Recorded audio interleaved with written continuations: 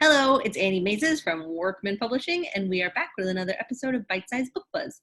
Today, I am joined by Margaret Coffey from Sourcebooks, Golda Rodmaker from Norton, Cynthia Shannon from Chronicle, and Anthony Parisi from Tor. Margaret, the floor is yours. Thanks so much, Annie. Hello, and greetings from Chicago. And I'm thrilled to tell you about Arctic Fury, which is coming in December.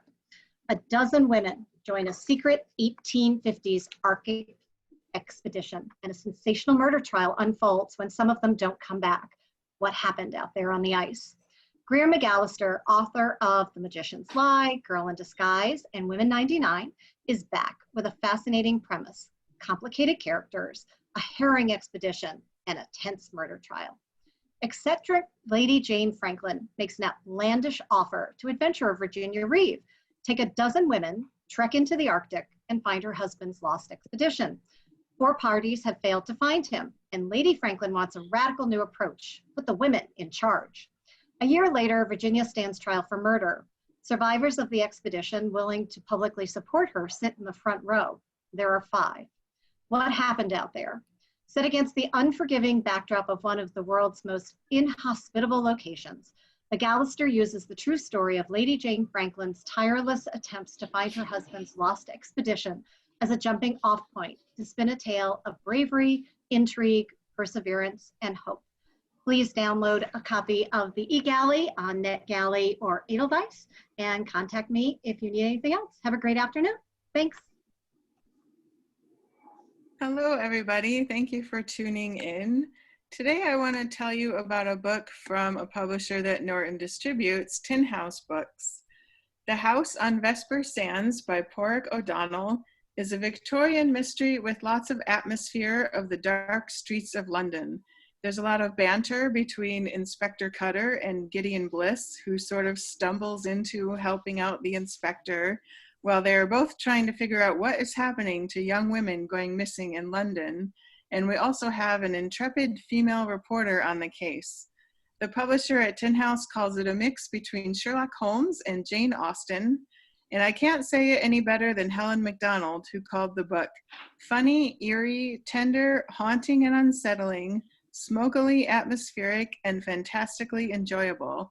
It's a 19th century supernatural procedural mystery that is also an impassioned meditation on love and duty, loss, suffering, power, and injustice. The book comes out in January in the US, and Library Reads votes are due by December 1st. We have digital ARCs available on Edelweiss and NetGalley. And thank you very much, and I'll send it over to Cynthia.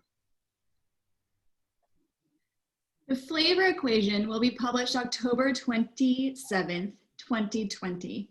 It is the second book from celebrated cookbook writer and food photographer Nick Sharma, whose first book, Season, was nominated for a James Beard Award. Nick Sharma is actually a molecular biologist by training. The Flavor Equation fuses his 2 passions of cooking and science. We've all witnessed the success of science-based cookbooks such as Food Lab and Salt, Fat, Acid, Heat. The basic idea in the Flavor Equation is that there are flavor-boosting building blocks, and once home cooks learn how to evoke those sensations, they'll be able to make nearly anything delicious. Library Journal writes, as with his previous book, recipes are easy to follow and the photographs are mouth-watering. The Flavor Equation will appeal to both those who want to expand their Indian cooking repertoire and those who want to know more about the scientific background behind cooking itself. The book has received great blurbs from Yota Motalengi, Nigella Lawson, David Leibovitz, and many more, and has been named one of the best fall cookbooks by Eater, Chowhound, and Epicurious, with much more publicity still to come. The e-ARC is available on Edelweiss, and it currently has 4.5 stars on Goodreads and NetGalley, where 100% of reviewers would nominate it for Library Reads. I hope you'll check it out. Leave a review and let us know what you think. Hi everyone, I'm Anthony Parisi from Tor. I'm just gonna share my screen really quickly to show you one of our new titles. There we go. So I'm really excited to talk to you about To Hold Up the Sky. This is an incredible short story science fiction collection. It's from the New York Times bestselling and critically acclaimed author of The Three-Body Problem, Cixin Liu. In To Hold Up the Sky, Liu takes readers across time and space. Stories range from a rural mountain community where elementary students must use physics to prevent an alien invasion, to coal mines in northern China where new technology will either save lives or unleash a fire that will burn for centuries, and even to a time very much like our own when super-strength computers predict our every move. And then Liu fast forwards to 10,000 years in the future when humanity is finally able to begin anew, and then to the very collapse of the universe itself. Written between 1999 and 2017, and never before published in English, these stories came into being during decades of major change in China and will take readers on an exploration through time through the eyes of one of science fiction's most visionary writers. Cixin Liu perfectly straddles the literary and commercial line with his award-winning writing and high-concept action. He's made Barack Obama's vacation reading list, Mark Zuckerberg's 2015 Year of Books list, and garners reviews in The New Yorker, The New York Times, The Washington Post, and many more. He's been nominated for every major science fiction award and won the Hugo for Best Novel for his work. The three-body trilogy has now sold over 1 million copies and was recently just announced that the book will be adapted for Netflix by the Game of Thrones showrunners. So Cixin Liu's star will only continue to rise, surely garnering more fans to his work in the process. We've already received a Booklist Starter review for this title, as well as other positive trade reviews with more to come. To Hold Up the Sky is now on sale, so I hope you consider adding it to your collection today.